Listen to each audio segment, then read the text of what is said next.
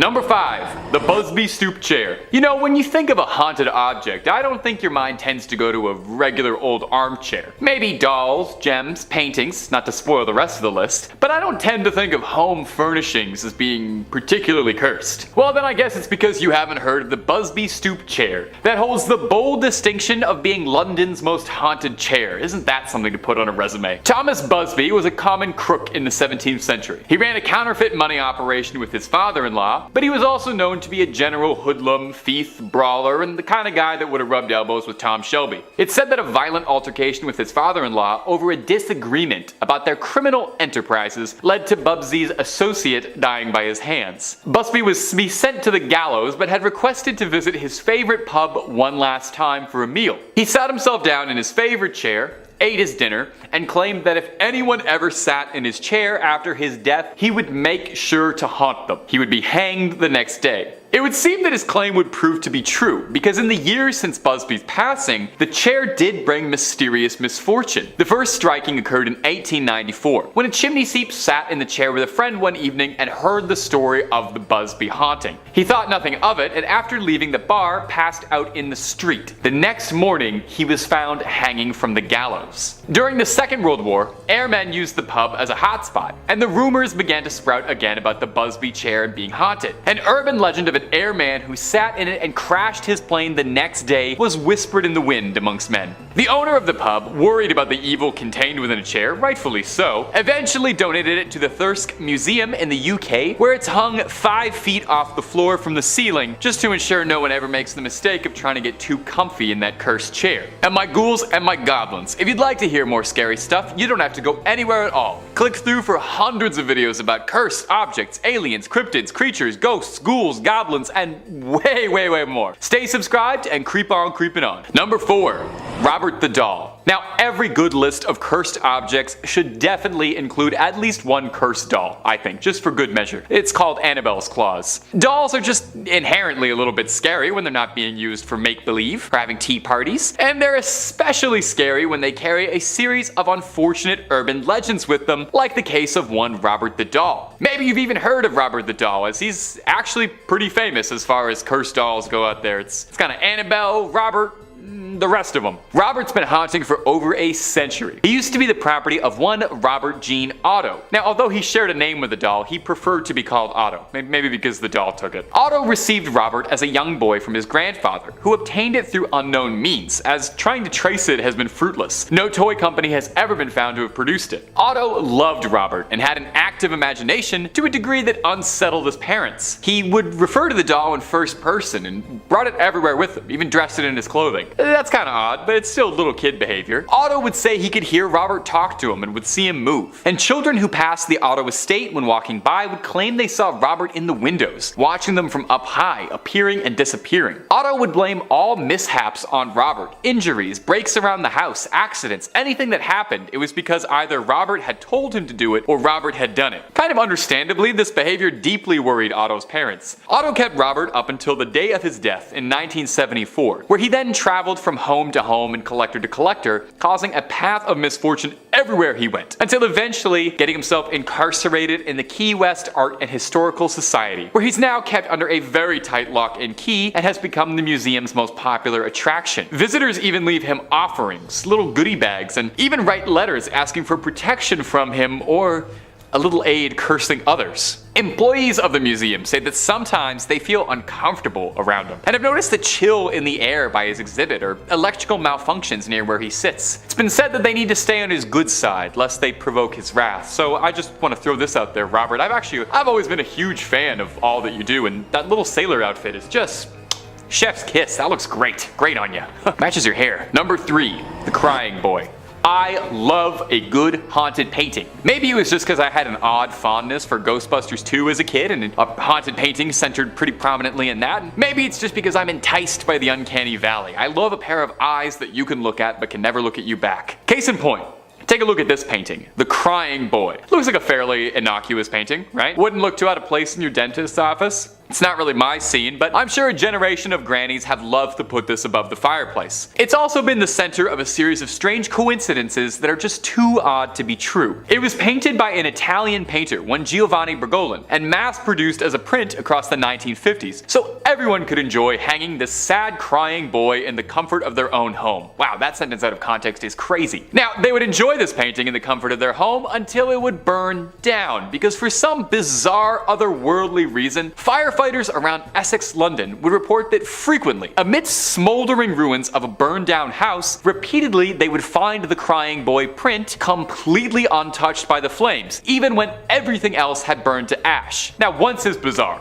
2 times, that's pretty strange. But this happens 3 times, pick up the phone and call the Ghostbusters because you've got an outright paranormal mystery on your hands. The British tabloid The Sun loved the story and was spreading stories of the cursed paintings like a house on fire. Ooh, too soon? The Sun printed out warnings of people who owned the painting, telling them that they should get rid of it lest they start to find themselves smelling smoke. The story was so popular and people were so invested in the curse of the crying boy that the Sun tried to take it upon themselves to rid London of the curse by holding a bonfire in which anyone who owned a print of the cursed painting could come, torch it, and hopefully exorcise whatever demons got into the printing press. The bonfire was a raging success, with sackfuls of the prints being torched, seemingly ending the curse of the crying boy. Does anyone else kind of want one of the prints though? I don't know, I think there's something about it. I think it would tie the living room together. Number 2, ballista balls. You know, the last couple years I think had all of us acting pretty strange. You know, maybe you got through it by binging all of Tiger King in a day. Maybe you got really into making a sourdough. Maybe you returned a cursed artifact you stole when you were a teenager. We all went through a strange period. In 2020, an anonymous source returned an ancient artifact that they'd stolen as a teenager to the Israeli government. A Bronze Age ballista ball fired during the Great Jewish Revolt by the Romans. The thief swiped them as a teenager when visiting with a group of friends and had went on to live a fairly normal life. Had a nice career, found a partner, sired some children, but he had said that throughout his entire life he felt as if there was a weight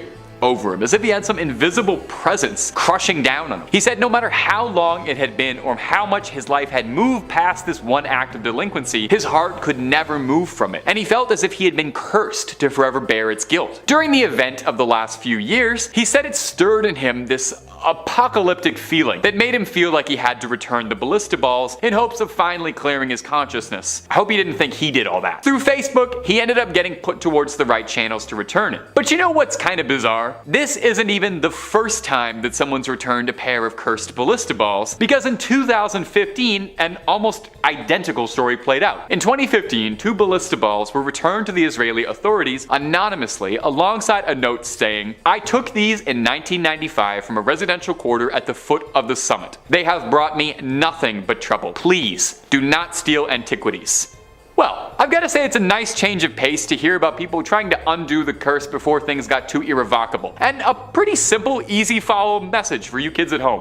Don't steal antiquities. Unless you're Indiana Jones, that should be fairly easy for all of us to follow. And finally, number 1, the Black Prince's Ruby. The Black Prince's Ruby was once thought to be the biggest ruby in the world. Unfortunately though, upon closer inspection, this mighty ruby turned out to be an imposter. A spinel disguised as a ruby, a mineral known as the Great Imposter. Perhaps then that it's fitting that this cursed gemstone's legacy began with a story of deceit. Prior to being the crowning jewel in the imperial state crown of the UK, the Black Prince's Ruby first appeared in the 14th century, where it was owned by Abu Sa'id, who was the last Sultan of Granada. Little history lesson for you, so don't fall asleep too much. In the late 13th century, Granada was losing a war to King Pedro the Cruel, who historically was not known to be nice, you know, given the title. The Christian kingdom of Castilla was taking more and more of Said's territory, and so to arrange a peaceful end to the war, the Sultan had requested an audience with King Pedro in Castilla and arranged a meeting, and they came to an agreement and the Sultan was welcomed. When the Sultan and his arriving party thought they were welcomed as guests, they were surprised to see King Pedro welcome them with drawn swords. He was King Pedro the Cruel, after all.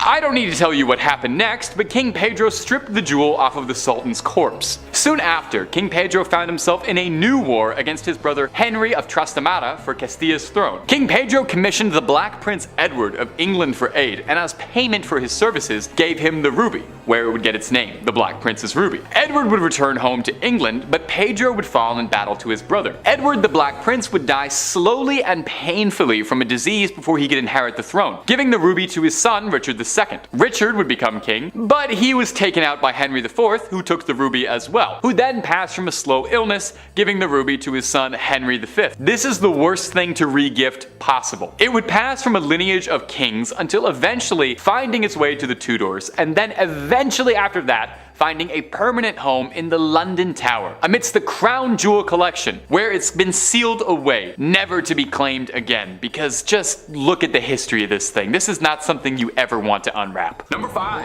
Kamikos. Coming up first is going to be a tomb from ancient Greece. Beautiful place, beautiful tombs. Kamikos is a beautiful neighborhood in Greece. It was the pottery center of Greece, if you can believe that, which would be interesting enough to print on a travel brochure, but it's also home to a cemetery that's existed since the Bronze Age, so that's some seriously old bones. Now, old bones aren't necessarily scary, but in 2020, when archaeologists discovered 30 stone tablets buried beneath a well, each engraved with curses crying out for help from the gods of the underworld, now maybe that's a bit cursed. The Greeks would bury curses or requests, hoping the gods would hear them and grant them favor. Personally though, word to the wise, take it from Kratos or Zagreus, never make a deal with any of the gods of Olympus. It is simply just not worth it. Apparently, this sort of thing, that is, the practice of chucking cursed tablets into the graves of your dead, was not actually that uncommon in ancient Greece. Curses enshrined on tablets made from lead, wax, and stone were fairly common in Greece, where religion, magic, and science all kind of blended together into one beautiful blurred line as the answers to a lot of life's questions. Oftentimes, these cursed tablets were used to restrict rivals, place a curse on someone you didn't like much, or if you had a court case and you didn't want someone to speak up, you could always curse them out of testifying. I'm sure Saul Goodman would have loved that trick. Researchers believe that water was especially sacred to the ancient Greeks, and that this discovery of 30 tablets in the well suggests that perhaps this was a case of someone trying to curse a whole community. It was thought too that wells were a route to the underworld and guarded by nymphs. So the scatterings of vessels and mugs found around the cursed tablets were thought to be gifts and offerings to the nymphs. Usually I just go for like a $15 Starbucks card in scenarios like that, especially if I don't really know the nymph that well. And my friends, if you're looking for more scary content, you don't need to go anywhere, you're in the right place. Stay subscribed for hundreds upon hundreds of scary videos, crypts, tombs, ghosts, aliens, cryptids, and more, oh my. Number 4, the Alexandria Black Tomb. I'm not sure if anybody else remembers this one, but I certainly do. I remember seeing it on the news. It certainly got my attention. Here we go. Back in July 2018, experts discovered a 2,000-year-old sealed black granite sarcophagus in Alexandria, Egypt. Now, initially, yes, this is exciting. This is amazing. This is the find of a lifetime. But it doesn't take long for speculation to then creep its way in. Do we open it? Do we not open it? What if it's something bad? What if it's a 2,000-year-old ancient virus? Do we do it? I don't know. We did it. Humans being as curious as we were, we just had to see what was inside. And inside, we did not find treasure. Rather, we found mummy juice. Just mummy juice. Inside were the remains of 3 Egyptian army officers accompanied by this reddish brown sewage liquid. It was disgusting. All the experts fled the scene. It smelled so bad. This is where that sarcophagus juice meme came from. This was the actual box. Mustafa Waziri, the Secretary General of the Supreme Council of Antiquities, he declared that the mummies had decomposed in the tomb for thousands of years and that it resembled a family burial. Yeah, family burial. How lovely is that? Nice discount on that one. There were bones of 3 people in a puddle of sarcophagus juice. That is disgusting. That is not Alexander the Great. Definitely not. The coffin was found in a tomb in the city believed to be the final resting place of Alexander the Great, so you kind of have to open it at that point, right? This could literally be him. Or it could be mummy juice from 305 BC. One or the other. Do we like this? Do we like opening up ancient curses? Did anything happen here? Waziri assured us immediately that he said that we've opened it and thank God the world has not fallen into darkness. Now remind you, this was a year before the plague arrived, so. Number 3,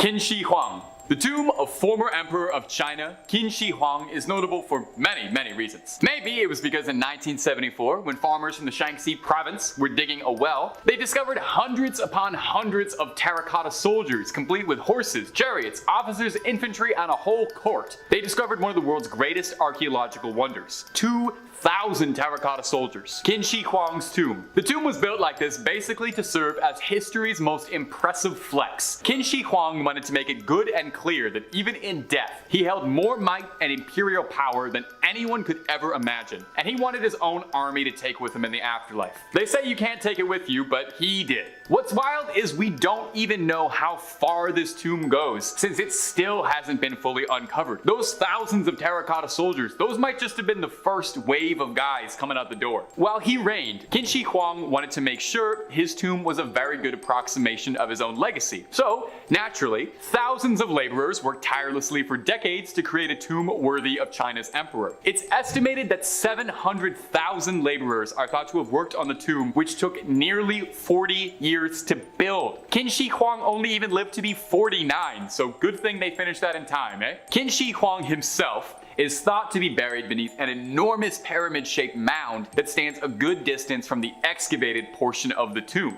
Now, according to historians, the central tomb contains treasures and wondrous objects collected during his life, included a flowing river of pure mercury, which ironically back then they associated that with immortality. Now I think we associate that with poisoning. Soil testing the nearby areas has revealed elevated levels of mercury in the dirt, so this might actually be true. However, no one is too eager to go digging or check, since it sounds like Qin Shi Huang kitted this place out like a video game dungeon to keep any would-be Nathan Drakes or Lara Crofts from raiding this uncharted tomb. The tomb is said to be protected by ancient ballistas and complex mechanisms that will fire arrows at any potential grave robbers and make Indiana Jones blush. And that mercury vapor probably is not doing anybody any favors either. In any case, the Chinese government has been in no rush to explore what's down there. It's best to let the sleeping dead lie, especially when he has got thousands of terracotta bodyguards who, I don't know, maybe they're cursed, maybe they'll come to life. I just wouldn't mess with it. Number 2.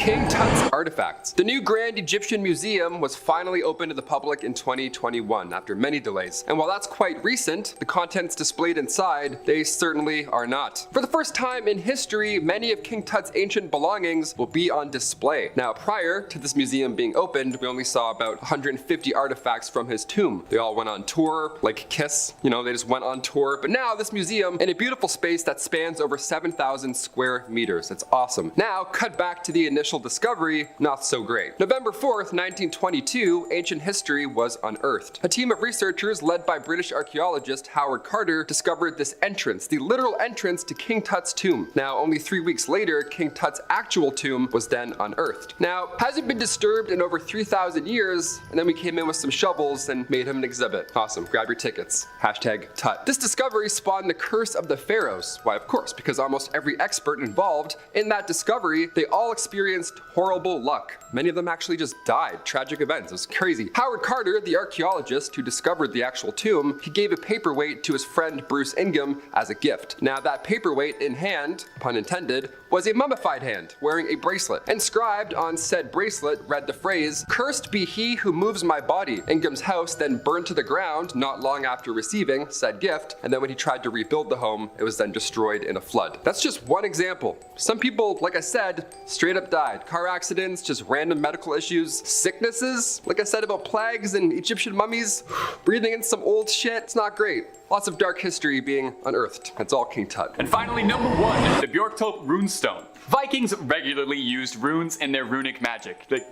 What else would you use for runic magic? Vikings would inscribe the stones, and they could wield the magical power of words, the thum, if you will. This magic could take all forms, blessings, curses, and I'm sure in at least one case, probably a pretty sick fireball. The Bjorkto Runestone, and I know for a fact I am not pronouncing that correctly, so please feel free to let me know in the comments how it should be going, is a famous example of a runestone and some runic magic. Located in Blekinge, Sweden, the rock itself is surrounded by mystery, and the inscription on it carries a pretty scary warning. warning. I, master of the runes, conceal here runes of power. Incessantly plagued by maleficence, doomed to insidious death is he who breaks this monument. I prophesize the destruction. Okay, so that honestly sounds pretty clear-cut and dry what is happening with this runestone. It sounds like this stone guarantees a nice rainfall every year. No, of course not. It's a very scary warning. No one really knows what the Bjorkto Runestone represents though, or even if it's buried on top of something significant. Is it a tomb? No one's really willing to mess with it to find out. Kratos hasn't come by to ravage this place for upgrade materials yet. Is that too many God of War Ragnarok references in one video?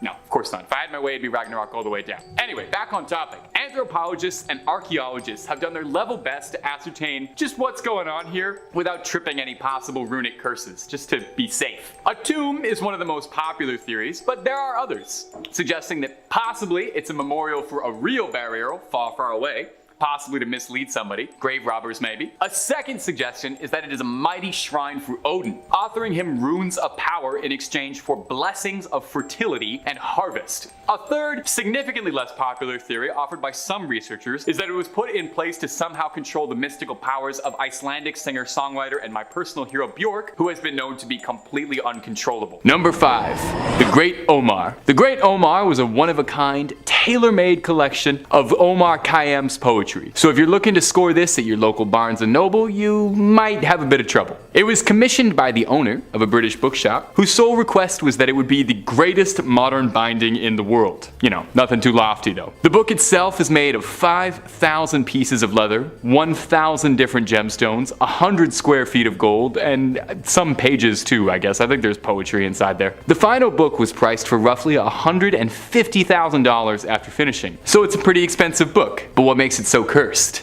Well, when the Great Omar was purchased, it was bought by an American buyer and had to take a transatlantic trip on a little ship called the Titanic, a boat which, as far as I know, has never been involved in any sort of historical events of note whatsoever. The Great Omar was never recovered from the wreckage and sank with the ship. 10 weeks after the book kissed the ocean floor, the man who bound it, Francis Sangorsky, drowned while on vacation at only the age of 37. A little suspicious, isn't it? A bookbinder in the 1930s tried to recreate the Great Omar, Stanley Bray. He finished the second iteration just in time for World War II to begin. The book was placed in a vault on London's Fore Street, which was one of the first sites to be bombed. I guess they heard about the book. The safe that held the book endured through the Blitz, but the safe's contents and the second Great Omar was incinerated and lost to the war. A third version has been crafted and is currently being held in a vault in the British Library, although given the book's history, I don't feel like I would be too comfortable spending any time around it if I didn't have to. Hey, liking what we do here at Top 5 Scary? Well, we always love a little subscribe. Toss one our way. Number 4. The Grand Grimoire. Another book you're probably gonna have some trouble finding on Amazon. The Grand Grimoire is a tome of black magic. No one can agree on when the Grimoire was originally birthed into this world, with people claiming that it could have been written anywhere from the 15th century to the 19th century. No one knows who even wrote the Grand Grimoire. Perhaps it merely appeared one day from another world, tantalizing and asking to be read. Some urban legends claim that the book was written by a man possessed by the devil himself, acting as a vessel for his will to pen his musings. The book itself contains instructions for would-be warlocks to summon all manner of demons and sinister servants of the underworld, even including guides on how a fledgling necromancer could learn how to raise a spirit from the dead. Now, if all that sounds appealing to you, it's said that even so much as cracking the spine of the Grand Grimoire is enough to seal your soul to damnation, the literary equivalent of promising your soul to the underworld. The church, obviously, sought out to quell the rising threat of the Grand Grimoire's dark musings, and it is said that the original Grand Grimoire, gosh, that is fun to say, is currently being held sealed in the Vatican's legendary vault, where it shall never again be seen by prying eyes, or those wishing to uncover its many dark secrets. There are alleged excerpts that have been reprinted and made available, but the full Grand Grimoire itself hasn't been seen by anyone in what would be centuries. Perhaps for good reason too. I mean, if the myths and legends around the book are to be believed. Number 3. The Book of Abramelin. The Book of Abramelin, and I'm sure I'm pronouncing that wrong, I'm sure one of you ghouls and goblins will let me know, or the Book of the Sacred Magic of Abramelin the Mage, if you're not into that whole brevity thing, is an allegedly magic text that is thought to have been written at some some point during the 14th century. It wasn't until the 19th century that it became recognized for its power, when the Hermetic Order of the Golden Dawn translated the book into English in the late 1890s. Now, if you're unfamiliar with the Hermetic Order of the Golden Dawn and you're wondering which Final Fantasy that's from, the Hermetic Order of the Golden Dawn was a secret society devoted to the study of the occult and spiritual development. From here, the book became a key text in occultism, supposedly even inspiring Aleister Crowley's system of magic. So what's inside the book? Any pop-ups? The book centers around an incredibly elaborate ritual aimed at allowing a practicing sorcerer to communicate with their holy guardian angel. The book theorizing that everyone has their own personal guardian angel, a celestial other half from another world, if you will. After the sorcerer summons their guardian angel and enjoys a honeymoon phase, the book describes a period of blissful intimacy. One needs to conquer every unredeemed spirit of the infernal regions, which sounds like a bit of a task. There's a lot of people, there's a lot of unredeemed spirit. Luckily, I think the angel helps out a bit. If the legends are true, then undoubtedly the information in this book isn't the kind of thing that should ever be falling into the wrong hands. I mean, that's just a general good piece of life advice. As a general rule of thumb, you shouldn't mess with demons unless you know what you're doing, okay? That's the kind of thing to leave up to professionals. For all of our sakes, you know? Number 3, the Nidaros Cathedral. The Nidaros Cathedral is a popular tourist hotspot in Norway. Renowned for its beautiful architecture, it's a stunning monument to Norway's very rich history, and it's also quite known as one of the more haunted buildings in the entire country. It's located in the city center of Trondheim, named after the Trondheim Nidaros, which was the capital of Norway during the era of Vikings. In the early days, it was a humble, simple wooden chapel built to serve as the tomb of Saint Olaf, a Viking king who helped introduce Christianity to Viking culture and would be remembered as the patron saint of Norway. It was the traditional location for the consecration of new kings of Norway. Now, if you're looking at this and you think, wow, what a building, that's because it took 230 years to build it, so I would hope it looks great. From the years 1070 to 1300, it was worked on round the clock. Now let's get into the most important part, and the only part we even care about this building is the ghost. I just spent so much time talking about architectural history when we could be talking about a ghost. Norway's most famous ghost is known as the monk, and he's an apparition that manifests as a medieval monk with a bloody gash along its throat, dripping onto the floor. The monk's first sighting was in 1924, and since then has become a bit of a staple of the cathedral, with countless sightings and tourists reporting hearing, seeing, or feeling the monk around the cathedral. The first sighting was from a bishop's wife during service, and she claims that she saw the monk standing behind the congregation with bright glowing blue eyes. She said his face was sharp and glowing, and when he raised his hand, that blood started to pour from his throat. The priest who was tending to the service at the time claims that while he was speaking, he felt an unspeakable pain in his throat, as if something was lodged in it.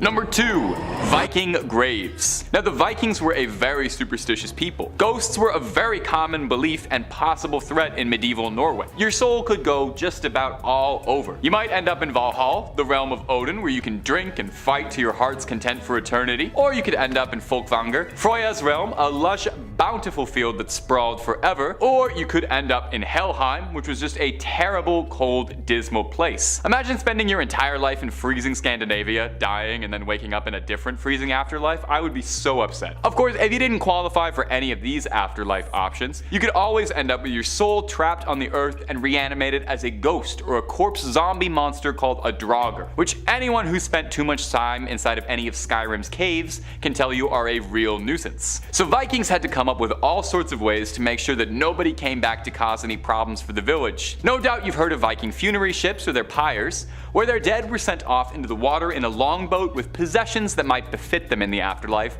and then lit ablaze with an arrow. But oftentimes, that was more for higher caste members of society. Other burials were traditional, but the body was kept in the home for a few days to prepare. The Vikings took all sorts of fun precautions to make sure they wouldn't have a Draugr on their hands. The head was wrapped in bandages. Oftentimes the feet would be bound or sewn together, or even needles would be placed into the feet to make sure, just in case, they came back to life, they wouldn't be able to walk. Corpses were brought into houses feet first because they believed the spirit of the person would not be able to see where they were being taken for burial and thus unable to find their way back home. If they had the time too, Vikings would build something really fun called a corpse door, an opening they built into a home which was bricked up, and when the burial was ready would be smashed through and the dead would be carried through this feet first. The belief was that the reanimated could only enter their home from the way they had left, so if there was no corpse door anymore, the Draugr wouldn't be able to get in and it would just sort of paw at the door like a sad cat. Honestly, the logic is there. This one makes complete sense to me. And number 1, the Dorset grave. The Dorset mass grave is one of the scariest and confusing archaeological discoveries ever discovered. Let me ask you, what's more fun than a barrel of monkeys? You might be thinking a barrel of Vikings? No, I'm thinking about a mass grave full of headless Viking bodies. No? Okay, well you and I find different things very fun, I suppose. Way back, all the way back in 2008, a group of archaeologists were on a fairly routine digging operation in Dorset, a quaint little seaside town in England. They were supervising a digging operation to improve local roads and were on set to see if there was anything of note to find. You know, maybe an old coin or an arrowhead. And for the first few days of the job, nothing noteworthy was really coming up until they came across the mass pile of 54 entangled Viking corpses, all missing their heads. I guess that was kind of noteworthy. If it was just a bunch of headless Viking bodies, that would be one thing, but the mass grave was just riddled in confusing details. Their skulls were missing, but as well, their rib cages, arm, and leg bones were all scattered around, surrounded by discarded teeth. There were no clothes or weaponry to be found at all. So what in Odin's name happened here, because absolutely nothing I can imagine is pleasant. My first thought is that this was some sort of insane Event Horizon-esque scenario where a bunch of Vikings opened up a portal to hell and had a blood party. The teeth found around the grave had all been filed down neatly as if a craftsman had done it. Now it goes without saying that, Viking dental surgery was not going to be a painless process, meaning this had to be excruciating, suggesting it was either done by a very careful tormentor or it was done to themselves to intimidate opponents by showing how gritty and fierce they are. Could not tell you which one is better. Now, as good as my theory about a bunch of Vikings opening up a Hellraiser scenario or something is, archaeologists had some different ideas. They theorized that looking at the wounds on the ribs and the torso, that they were very surgical blows, which isn't really what you'd expect from a rabid Viking brawl. The archaeologists thought that these men were either offered up as part of a horrifying sadistic ritual, or it was a big-time mass sentencing where everybody was rounded up and sentenced to death. Explains too where all the weapons and gear had gone, as these men had been brought here and then left there for a very, very long time. Anyone else feel like that also kind of sounds like it might be the world's most terrifying puzzle to try and put together, trying to figure out where all those bones go? Maybe just me? Maybe I've been working on this channel too long and my sense of humor has been changed permanently. Number 3, the Black Sarcophagus. Now you might have heard of this one before. If you were on Twitter much a couple years ago, maybe you remember vaguely hearing about Sarcophagus Juice. Maybe those words are ringing a strange bell. There was a pretty good petition going around to let people drink the Sarcophagus Juice. But let's back up a bit. What is Sarcophagus Juice and where did it come from and why do we want to drink it? Well, I've got the answers. Somewhat. I've got some answers. In 2018, a team of archaeologists digging in Alexandria, Egypt, discovered a massive granite black sarcophagus, which immediately set off everybody's warning signs that you should not touch that. People wondered what the 30-ton stone slab could be containing, with some even suggesting it could have been the mighty body of Alexander the Great. People warned the archaeologists that there, could be some ancient evil, like when King Tut's tomb was raided and a very strange curse befell the explorers and excavators. Well, what they found wasn't a hidden curse, but honestly something stranger. 3 skeletons inside the coffin, with a skull shattered by an arrow, and a whole lot of mysterious black goop,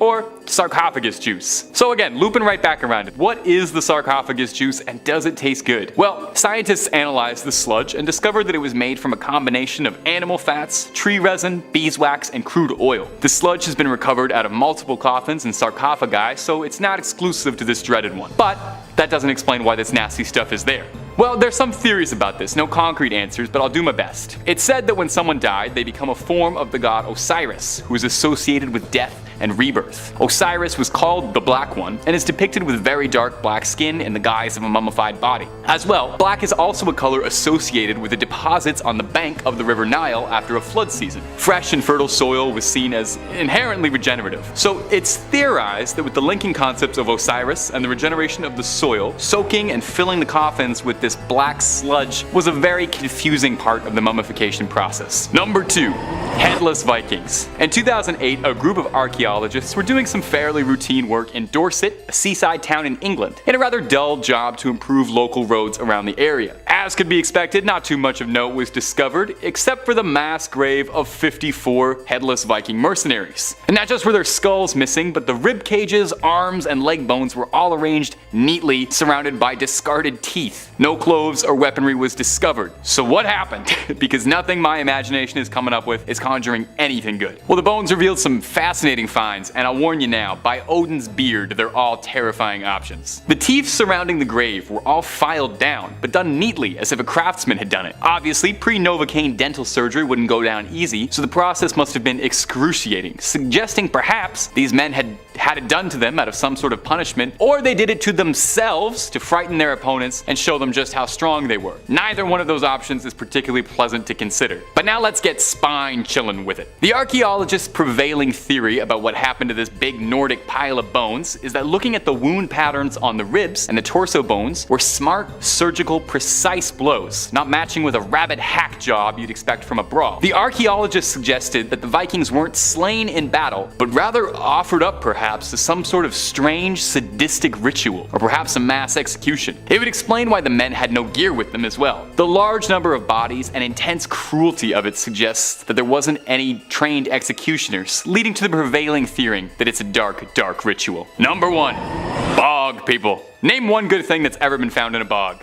Need some help? There's never been one. For peat farmers in northern Europe, it's a thankless life, working in wet, muddy bogs and occasionally finding leathery preserved bog mummies. Due to the low temperatures, lack of oxygen, and high acidity of bogs, bodies found there are preserved disturbingly well. Well, preserved is a bit of a misnomer. They're twisted and rived, but they're intact, sort of. It's hard to think of these as preserved well because they look like the scariest things you've ever seen, but the process is weirdly fascinating if you're interested in looking up something disgusting. This happens all over northwestern Europe, with no one specific case to point to. It happens all over Ireland, Germany, Great Britain, the Netherlands, and so on. The bodies range from anywhere as old as 8,000 years old, preserved, to the most recent appearing to have been from the early turn of our century. Now, no one really has any idea how many of these bog bodies could be out there, and no one really knows how the unfortunate bog victims ended up in their final muddy resting spot. Some of them could possibly have just been unlucky souls who found themselves lost and fell in.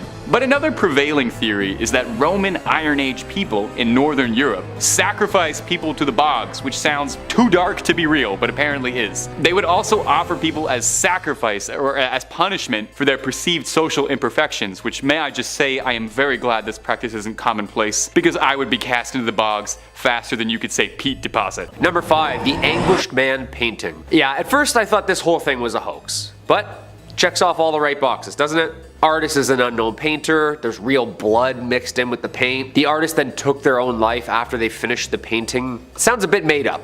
Well, the original owner, Sean Robinson, claims that his grandmother was the one who actually inherited this painting and gave it to him, saying that there was real blood mixed into this. Okay. His grandmother had claimed that the picture had always seemed to be attached to evil, and even saw a dark figure resembling a man always standing around the painting. After having strange things happen around Sean's house, he too said that he started seeing a shadowy figure, almost like a man now, standing at the bottom of his bed night after night. Sean decided to reach out to Ed and Lorraine Warren, paranormal investigators from Connecticut. He tried keeping the painting around at one point, even tried to sell it online, but for some reason it never sold. Sean said the painting became too dangerous and things were getting worse around the house, and decided to give the Warrens the painting for safekeepings. Good idea, Sean. They have the painting locked away in their basement at their home, aka the occult museum for everything haunted. The painting is kept out of sight and no one is allowed to even look at it in person, for it draws evil energy, right? What do you think? I mean, the more I look at this thing, the more it scares the hell out of me. It is jarring. Number 4, Devil's Rocking Chair. I love a good rocking chair. Something soothing about it, you know? All the motion. Very relaxing. Rocking chairs. Rocking on their own, however. No, I don't do that at all. And this one is supposed to be you know whose.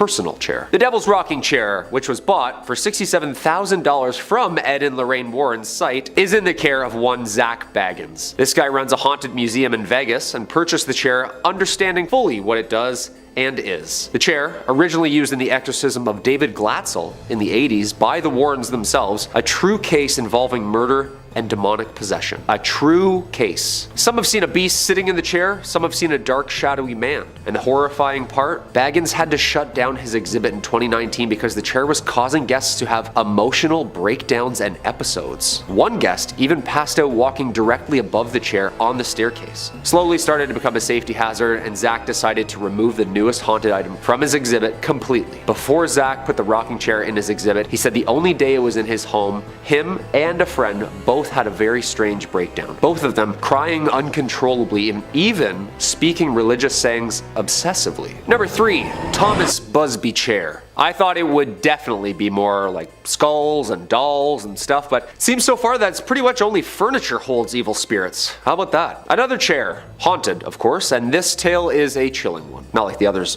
aren't. The Thomas Busby stoop chair, or also famously known as Dead Man's Chair, is said to be a cursed object from the owner himself, Mr. Busby. This hardwood, allegedly haunted oak chair was cursed by the murderer Thomas Busby before his execution hanging in 1702 in North Yorkshire, England. Thomas Busby was arrested, tried, and condemned to death after he murdered his father-in-law, Daniel Audie, in 1702. Audie and Busby were running a coin counterfeiting business. After an argument about the business, Busby killed Audie. One variation of the story has Busby cursing the chair while on his way to the execution, whereas another says he was drunk in the chair that he was arrested in and cursed it, right then and there. Due to the many deaths later attributed to people sitting in the chair, the landlord donated it to the Thirsk Museum in the same town where it is having difficulty with guests sitting on top of it. It now stays hung above the floor near the ceiling where no one can even sit on it. That's good. Numerous deaths have been linked to this chair, from soldiers not returning home from war, to delivery drivers crashing their trucks hours later, to people even having strokes and heart attacks sitting in it. Death seems to be imminent anywhere this thing goes. It's been hung up since 2014 and remains there today. Number 2.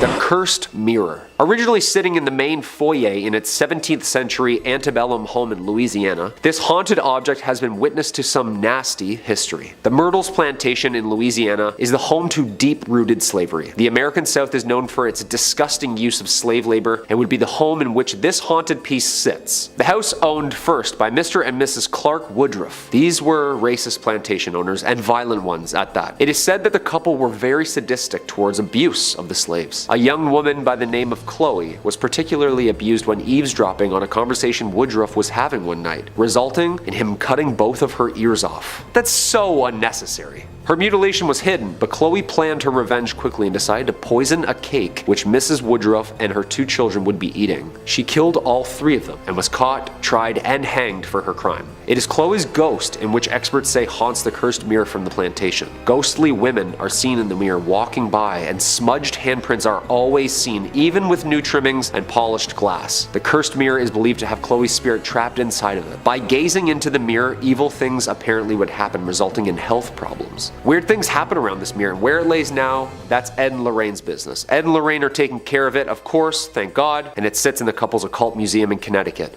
Ungazable. Today, the Myrtles Plantation has been changed into a bed and breakfast, but still remains one of America's most haunted houses. What do you think? And coming in at number 1, Annabelle. Possibly the most infamous and dangerous possessed artifact found at the home of Ed and Lorraine Warren. Their occult museum is the home of the Annabelle Doll. We know a little bit about this doll, of course, with all the films about her in the last couple years. Tons of people have flocked to the museum to take pics in front of her vase. She rests inside a glass case ominously marked "Warning. Positively do not touch. Warned." She was previously owned by a nursing student, Donna, in 1970. Gifted from her mother from a thrift store. After some creepy incidents involving the doll like levitating onto the table and moving around by itself, she took the doll to a medium who revealed it is possessed by the spirit of a little girl who died young. Ed and Lorraine were eventually called after the incidents would not stop, and they offered to take it to their home. However, this is the scary part on the drive home. Ed himself said that the doll was making the car do things out of his control. Stuffed in a bag, doused in holy water, he still felt the presence. The engine kept turning off, power steering would all of a sudden lock up. The hardest part was getting it into a safe locked case in their museum, where it's been ever since.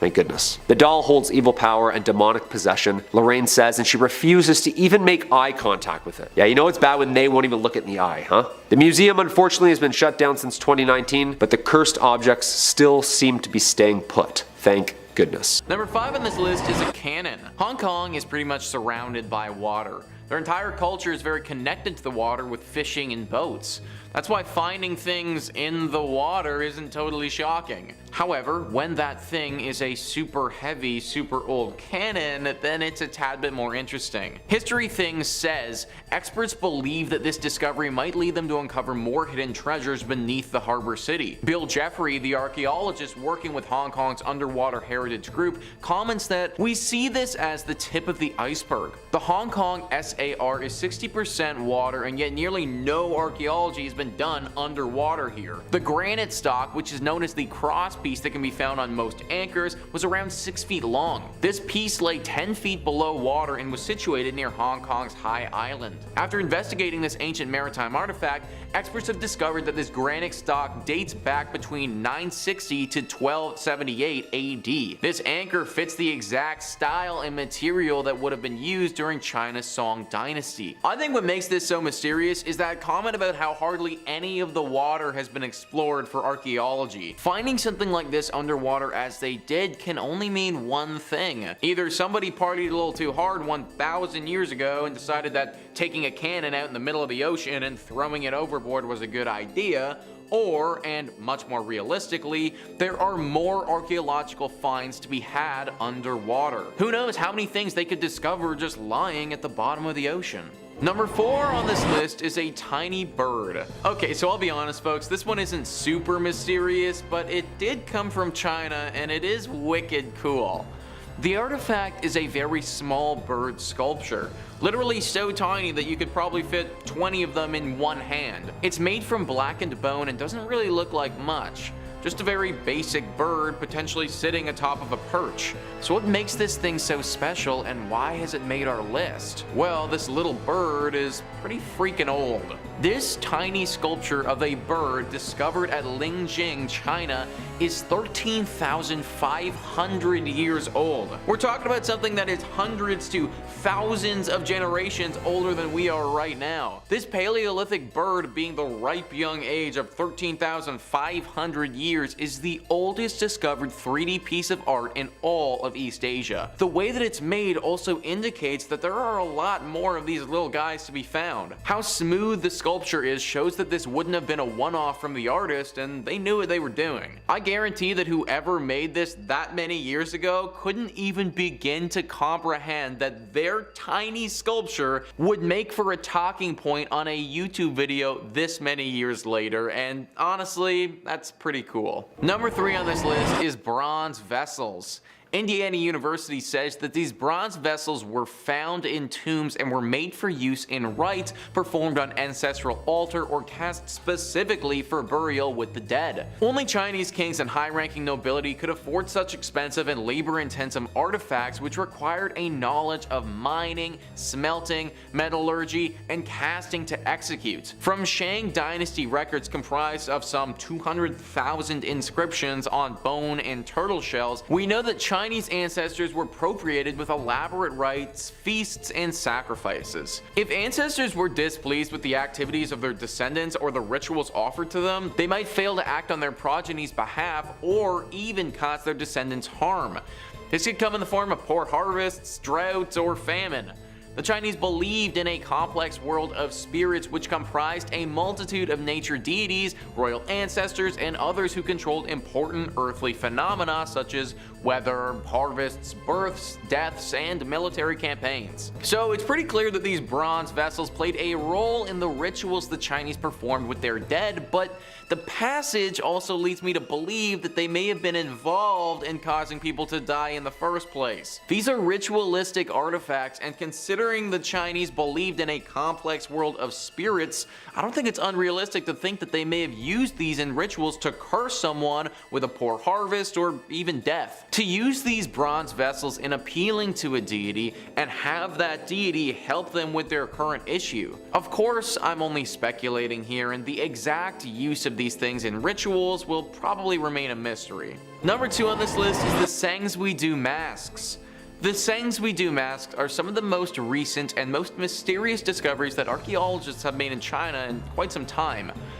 Aaron Reich says, remains of a gold mask dating back 3,000 years were found in a huge treasure trove of artifacts discovered at an archaeological site in China's Sichuan province, which sheds more light on an ancient civilization that remains mysterious to historians. The mask consists of around 84% gold, measures 28 centimeters high and 23 centimeters wide, and weighs about 280 grams, according to the English Language Daily reported. But according to Lei Yu, head of the Sanxingdui site excavation team, the whole mask would weigh over half a kilogram. If a whole mask like this was found, it wouldn't just be the largest and heaviest gold object from that period found in China, but the heaviest gold object found from that time period anywhere. The mask remains one of over 500 artifacts found in the cache at the site. The Sichuan province is one of the most mysterious provinces in China.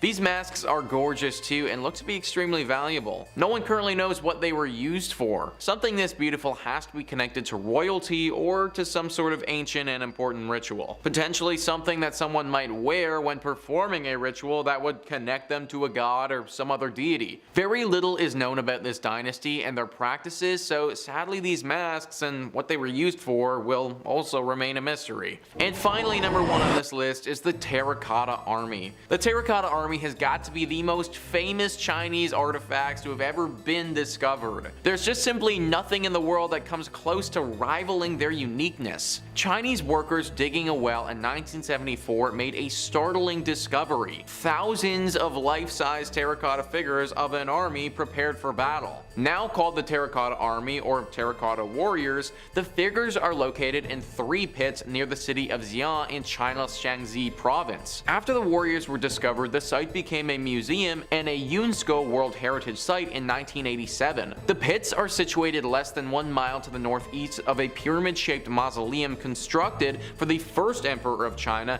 Qin Shi Huang. According to UNESCO World Heritage Center, archaeologists suspect that the unexcavated tomb could contain an entire replica of the city of Xi'an, which the warriors guard. The 3 pits contain an estimated 8,000 life-size terracotta figures, of which about 2,000 have been excavated. The figures were created to serve the emperor in the afterlife and include a mix of chariots, cavalry, armored soldiers, and archers. There are high-ranking officers, and one of the pits, number 3 actually, served as a command post for the army and contains an honor guard and ornate chariot for the force's chief commander. All 3 pits are active archaeological sites, and visitors can see excavations taking place. Maybe the most mysterious thing about all of this is what is in the unexcavated tomb that they're guarding. Based on how the tomb is situated, it's currently impossible to go inside without destroying some of the history, and this is why it remains unsearched. But one has to imagine that whatever is inside of it could be extremely valuable. Whatever is in that unopened tomb warranted the building of over 8,000 statues to guard it. I don't know if I've ever done anything 8,000 times, let alone build extremely intricate statues. Number 5. The Knife Blade Man. Discovered in 2018 in northern Italy, a group of archaeologists were digging up a massive gravesite of the Lombardo, an ancient Germanic people. Found in a necropolis, which is a very fancy word for a large, elaborate tomb, and maybe one of the best words in the English language, the team found hundreds of skeletons that were at the site, including horses and greyhounds, and for the most part, they're not particularly notable. You've seen one old bag of bones, you've seen them all, except for one skeleton that in the place of a forearm was an impressive blade. Now this raises countless fascinating questions. Who was this guy? Was this the first Assassin's Creed protagonist? Some legendary madman of a warrior who lost an arm and thought, I don't know, put a blade on there, I can still fight?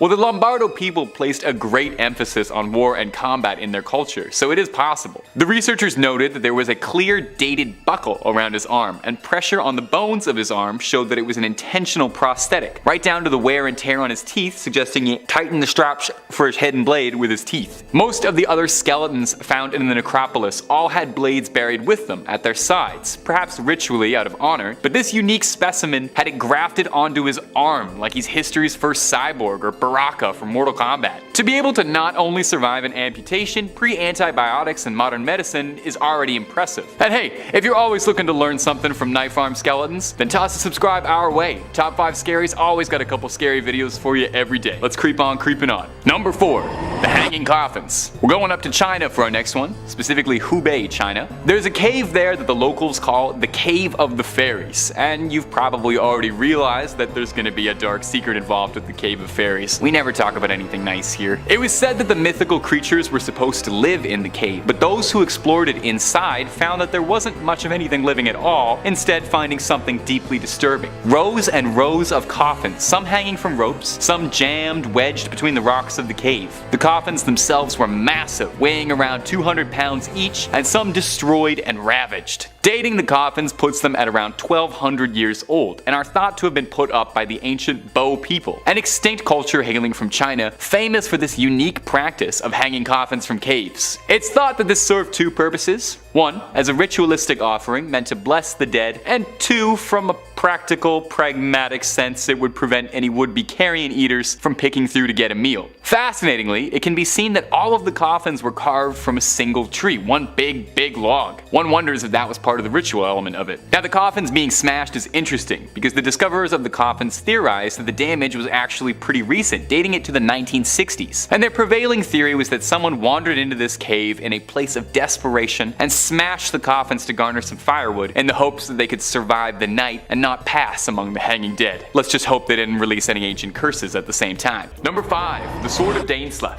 The Sword of Dainsleif, and hey, there's a good chance I'm pronouncing that wrong, so let me know, is among the most famous of weapons in Nordic myths, a legendary cursed sword of yore. Dainsleif was the blade of King Hogni, who was a noble king in ancient Viking stories. The Dainsleif sword was handcrafted by the dwarf Dane, who is said to be among the most skilled craftsmen in all of the realms. The name of the sword literally translates to Dane's legacy. However, the sword had been imbued with a dark, powerful magic energy. Whenever the mighty Dainsleif was drawn, it could not be sheathed until blood had coated its blade. Someone had to die to feed the thirst of blood that quelled inside the tempered steel. Not just that too, but this cursed sword must have had like a very specific hunger pang for neck blood, as the sword had to behead an enemy. Sounds like an extremely high maintenance cursed sword. Surely all blood tastes the same, right? To a sword? I don't know, maybe I'm being dismissive. The sword features prominently in the story of Prose Edda, an ancient Nordic textbook thought to date back from the 12th century, which told the story of King Hogni and his beautiful daughter Hild, while he warred in the eternal battle of the kings. According to this old story, Hogni came to meet other kings across the land, and brought his daughter to introduce them. However, a jealous rival king seized his daughter and stole her away. Hogni gathered as many of his most fearsome warriors as he could to reclaim her, and sailed west in pursuit of his daughter. He found her on an island, yet her captor had attempted to persuade Hogni into making peace with him. But Hogni told him it was too late to end that. I mean, makes sense, you stole my daughter, bro. But the Dainsleif had been drawn, and it couldn't be sheathed until he'd been beheaded. The legend then goes on to state that the two men fought for 143 years. But I'm hoping they took like 2 15-minute breaks a day at least. And my ghouls and goblins, if you love the scares we put out for you, the nicest way to show thanks is to toss a little like and subscribe our way. If you're already subscribed, you're the coolest.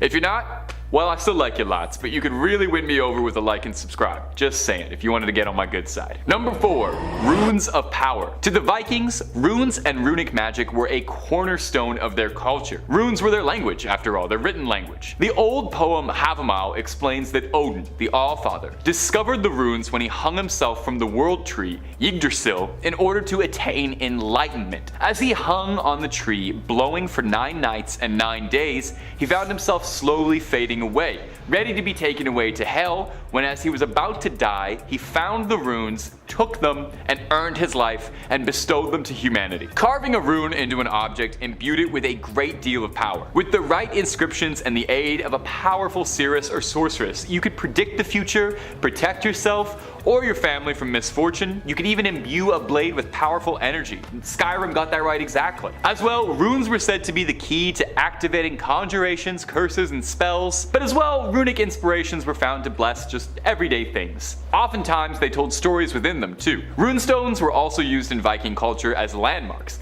and the inscriptions they bore contained powerful magic within them. Take the Glavendrup stone, which contains a powerful warning to anyone who dares to move it. Listen to what it says. Ragnhildr placed this stone in memory of Ali the Pale, priest of the sanctuary, honorable thane of the retinue. Ali's sons made the monument in memory of their father, and his wife in memory of her husband, and Soti carved these runes in memory of his lord. Thor, hallow these runes.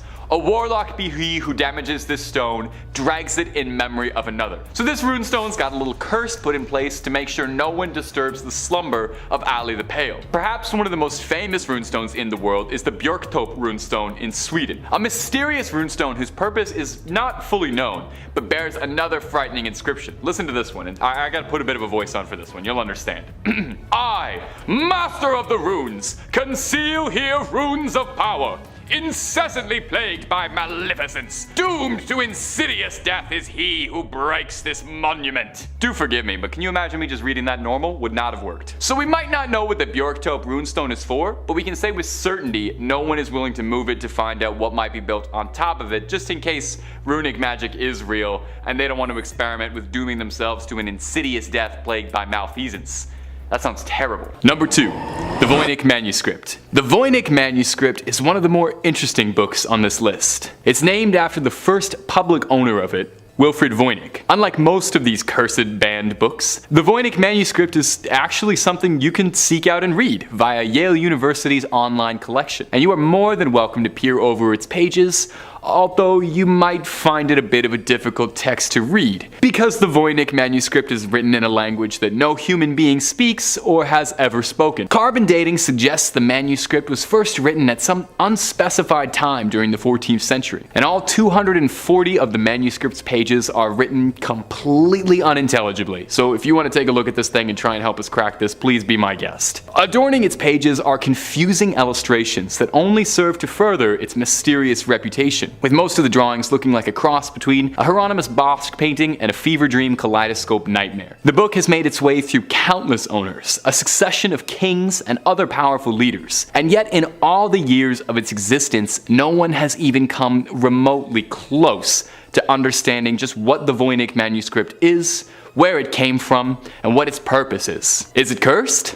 Well, it's possible. Maybe it contains the instructions for all manner of demonic and occult magic and we just don't know how to read it yet. There are some people who believe that the Voynich Manuscript could have been written by an extraterrestrial entity and gifted to us. And there's even some legends that claim the manuscript has some sort of apocalyptic curse hidden inside its mysterious scrawlings. We might never know, unless you might be the one to crack it for us. Number 1, Codex Gigas. Codex Gigas? Gigas? One of you guys will tell me, I'm sure. Oft referred to as the Devil's Bible, is the biggest entry on this list. And not just for its renown. No, it's like literally the biggest entry on this list. It's 3 feet tall and weighs around 80 pounds. It wouldn't surprise me at all if the curse this book inflicts on you is a hernia. The Codex Gigas, which literally translates to giant book, is a medieval manuscript dating back to the 12th century. So what's the deal with the Codex Gigas? Well, legends tell the Codex was penned by a monk who had broken his vows, and to repent for his sins, he was sentenced to be walled up alive. He promised, as an apology, that he would write a powerful book to glorify the monastery, and his book would contain all known human knowledge at that point. Everything. The original Wikipedia, and he wasn't even asking for donations. The legend continues that the monk, realizing that this task was a bit lofty, even for the quickest of scribes, reached out for some help co-authoring his mighty manuscript. He reached out and prayed, but not from God, but instead from Lucifer, asking for help finishing the book in exchange for his eternal soul. I'm starting to understand why he was sentenced for breaking his vows. Not really the best plan if you're looking to redeem yourself in the eyes of the church by making a deal with the devil, but hey, We've all done pretty crazy things trying to make a deadline, I totally get it. It's said that Lucifer himself helped complete the book, and the monk drew a portrait of the devil himself as thanks. That's where the book gets its name, the Devil's Bible. The book is replete with occultism, dark rituals, and imagery. I mean, after all, it's said to contain the entirety of the knowledge of the human race up to this point. So who's to speak what sort of sinister secrets are kept between its giant pages? There were estimates and tests to try and recreate the manuscript, suggesting that even one man writing, without illustrations, would have taken the better part of 2 decades to write the calligraphy present inside that book. So did this monk have some otherworldly help? Maybe just a huge stack of Red Bull? And what is inside this book? If your Latin's any good, the manuscript is kept on display in the National Library of Stockholm. Just be careful what you read. You got no idea what you could bring into this world. Number 5 on this list is the Untitled Grimoires. The Untitled Grimoires were written by a witch, and really not the type of book that you want to be reading before bedtime. Or actually reading at all for that matter.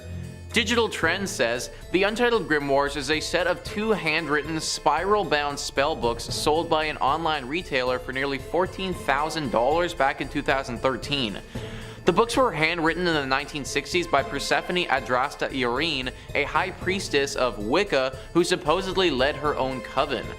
All 250 pages are filled with incantations, spells, enchantments, and details on how to summon spirits and demons. However, there was a serious catch. The seller warned buyers that any non-believers who messed with the books would bring a deadly curse upon themselves, while Persephone herself explicitly tells readers on the first page that proceeding with the book would have serious consequences. She wrote, "To those not of the craft, the reading of this book is forbidden. Proceed no further, or justice will exact a swift and terrible retribution, and you will surely suffer at the hand of the craft." So literally anyone who can't perform dark magic already can't read this book and learn how to perform dark magic without dark magic coming and cursing them. Seems like a kind of a stupid way to get people to join your club, but I guess I'm not familiar with the ongoings of witches. Either way, there is no doubt that this book is deeply cursed. I can't imagine spending 14 grand on this thing unless you literally were already familiar with dark magic yourself, and I guess then you could make use of the book, but that's not me.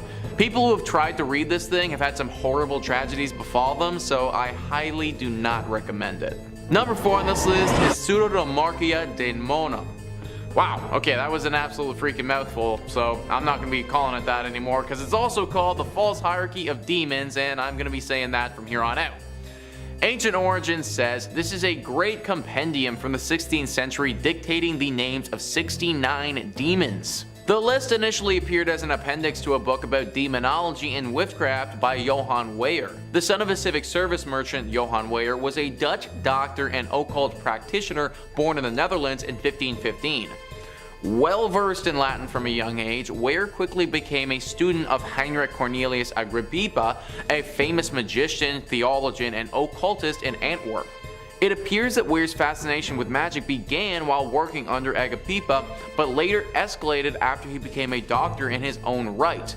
He was summoned to a particular fortune teller's court case and thereby asked by the judge for advice on the topic. The court case started his interest in researching the witchcraft way of life, culminating with his decision to attempt to defend those who were accused of practicing. 27 years after this case, when Weyer was 62 years old, he published The False Hierarchy of Demons. This book, as with most that study demons, also talks about how to summon and control these demons. This book also focuses a lot on witchcraft too, something that became a deep obsession for Weyer. Definitely a book that you should avoid, and one that could hold some serious curses. Number 3 on this list is the Ars Notoria. The Ars Notoria is an ancient text which grants the person who studies it a perfect memory.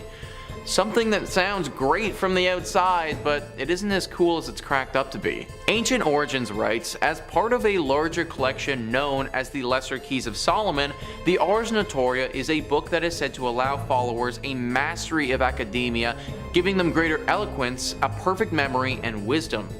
The Ars Notoria is one of 5 books within the Lesser Keys of Solomon, an anonymous text that was compiled from other works in the 17th century and focuses on demonology. The Ars Notoria is the oldest portion of the Lesser of the Keys grimoire, dating back to the 13th century.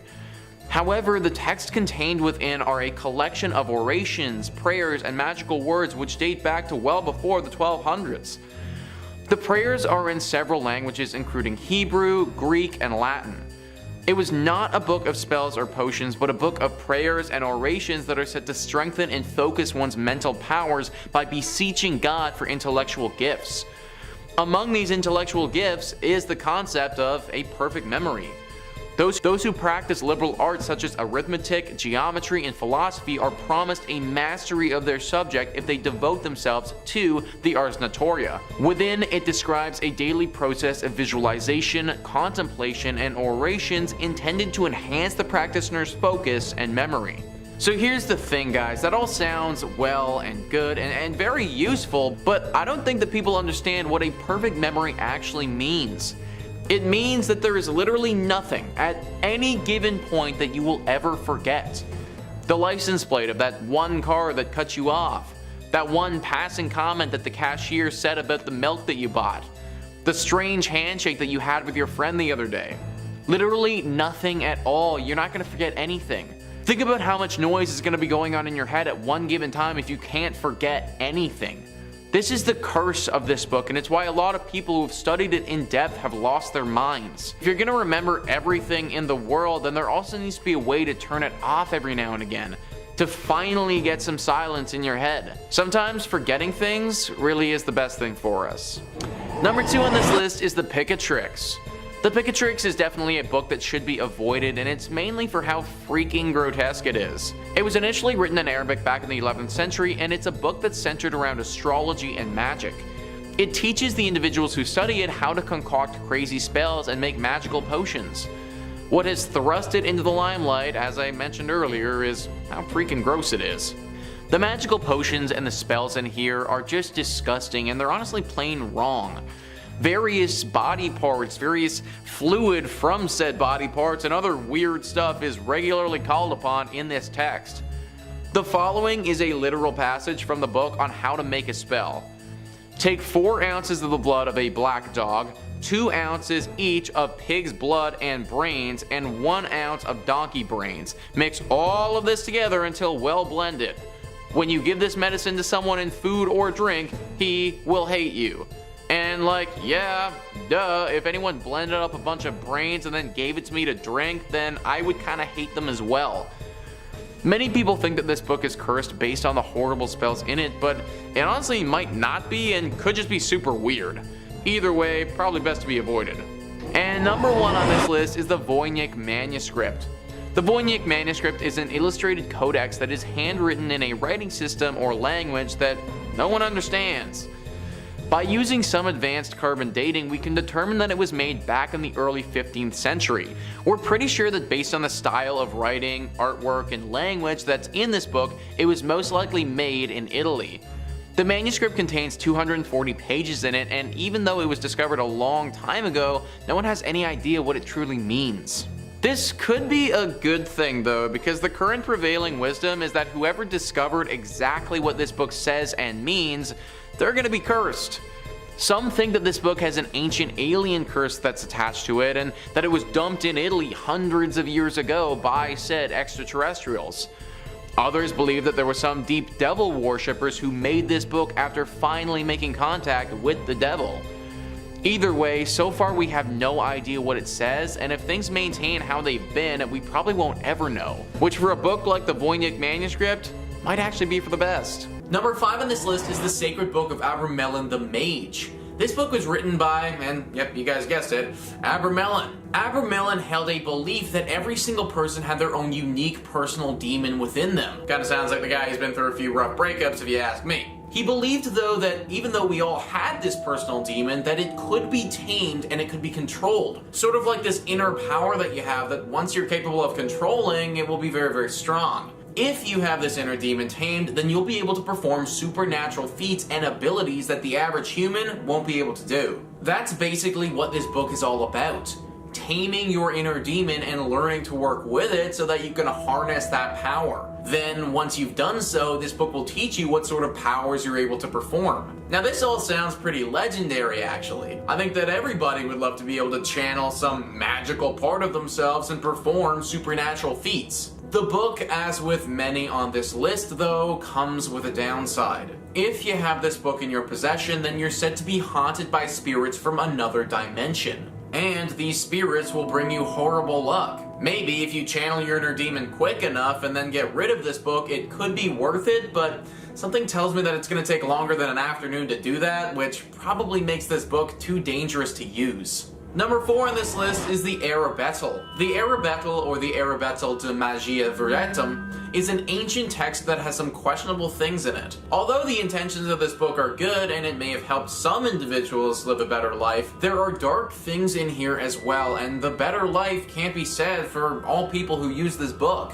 Ancient Origins writes, the Arabettel is a Renaissance period grimoire and one of the most influential works of its kind. Unlike some other occult manuscripts that contain dark magic and malicious spells, the Arabettel contains spiritual advice and guidance on how to live an honest and honorable life. The Arabettel is said to have been written in 1575 AD. The author remains unknown, although it's been speculated that it was written by a man named Jacques Gohori. The focus of the Arabettel is on nature and the natural relationships between humanity and a celestial hierarchy. It centers on the positive relationships between the celestial world and humans, and the interaction between the two of them.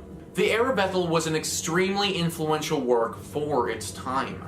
So as we can see, this ancient text isn't inherently evil in nature, or at least that wasn't its initial intention. However, this book has been connected to some urban legends, and one copy of the text in particular is definitely cursed. It's believed that back in the 1600s, this book fell into the property of a young Polish farmer. The farmer grew obsessed with this book and the dark and malicious spells that it contained. He cursed his rivals and made it so that their crops would never grow. He turned into this evil warlock who the whole region feared. Even though they feared him, they weren't going to give up all hope.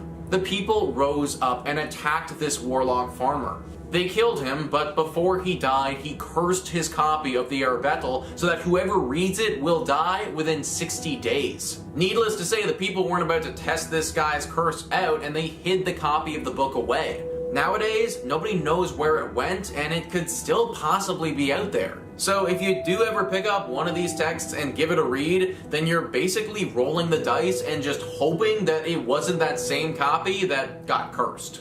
Number 3 on this list is the Book of Soyga. The Book of Soyga is one of the most intriguing books on this list. Humans like things that are hard to come by, things that are rare and often valuable to us. Diamonds are beautiful, but it's actually the rarity and difficulty in finding the diamonds that make them as valuable as they are. Well, the Book of Soyga took a book from those precious stones, and it's definitely hard to come by. The style inspiration says, dating back to the 16th century, the Book of Soyga, also known as the Aldaria, is a Latin essay about demonology with only 2 known copies in existence. One was owned by the scholar John Dee, and his elder brother devoted his entire life to decoding the Book of Soyga. Though he successfully determined that the book was full of dark rituals and incantations, he struggled to figure out the final 36 pages. His obsession with figuring out the content of those final pages drove Dee to insanity. Obsessed, he even hired a medium to summon the Archangel Uriel to help with the translation. Speaking through Dee's medium, Uriel apparently explains that the book came into existence when Adam ended paradise and that it could only be interpreted by Archangel Michael. After Dee's death, the book was thought long lost until 2 copies were found in 1994. Since then, many have been tempted to try and complete these works, but it comes with a serious risk. According to legend, anyone who successfully deciphers those final pages is destined to die in under 3 years. So dying in 3 years obviously isn't the best, but the good part about this is because it's so rare, it's pretty unlikely to stumble on this book and give it a read. This is like a legendary Pokemon of cursed books though, so if you do ever come across it, don't read it, but definitely scoop it up and put that thing on eBay. In that case, the Book of Soyga might actually be a blessing. Number 2 on this list is the Lesser Key of Solomon. This book is so cursed that it doesn't even need to be read to curse you. Literally just being in its proximity can do the trick. Slapped Ham writes, the Lesser Key of Solomon, also known as the Clavica Solomon's Regis, is a cursed grimoire of demonology. Its original authors are unknown, and it's said to be comprised of texts compiled sometime in the 17th century. The book contains passages on how to conjure spirits of the dead and demons and how to control these entities to do your bidding. Curses and invocations also play a large role in the ancient text. Esoteric topics like how to become invisible and locate missing or stolen items are covered. Recipes for love potions and liquors of persuasion are also scattered throughout the book. This definitely isn't the book you want to own. It's reportedly so cursed that it will doom anyone who keeps a copy on their bookshelf. Those who've owned it have reported strange occurrences like pages turning on their own and books violently flying across the room. Strange whispers and shadow creatures have also been reported by owners of the manual. Owning the Lesser Key of Solomon is also believed to bring about catastrophic bad luck. It's said that the only way to break the book's curse is to burn the pages and properly dispose of the ashes. Finally, someone making some sense. How many times have I gone on this channel and talked about how we just need to start burning things? Cursed books, cursed houses, cursed objects. Screw all of it, let's just burn it. At the end of the day, this stuff is really cool, but I'm not out here trying to have my life ruined by some weird book. Burn it hot and let's be done with it. And finally, number 1 on this list is the Codex Gigas. Codex Gigas is one of the closest things that we have to a Bible for the devil. And anything that carries a weight to it like that needs to be on this list. The Style Inspiration says, at 92 centimeters, the Codex Gigas is the largest extant medieval illuminated manuscript in the world. Just like everything evil, it comes with 2 names, and the Codex Gigas' second name is more than a little foreboding: the Devil's Bible. The history of the book is heavy to say the least. It was written by a monk who had broken his spiritual vows, and for his crime, the monk was sentenced to die entombed behind a brick wall. The night before his death, the monk began chronicling everything he knew about the human experience in a book. So, the story goes, realizing he wouldn't have time to finish it, he apparently summoned Lucifer and asked him to complete the project in exchange for his soul. The book was then allegedly completed by the devil himself. It's overflowing with dark rituals and imagery, and even includes 19-inch drawings of the devil and other demonic entities. Now, obviously, because this was written by the devil, there are some side effects from reading the thing. People have reported watching their friends become possessed as they read it. Now, it's currently on display for people to go take a look at the National Library of Sweden. But be very careful if you ever do go take a look, because clearly, this is the work of the devil.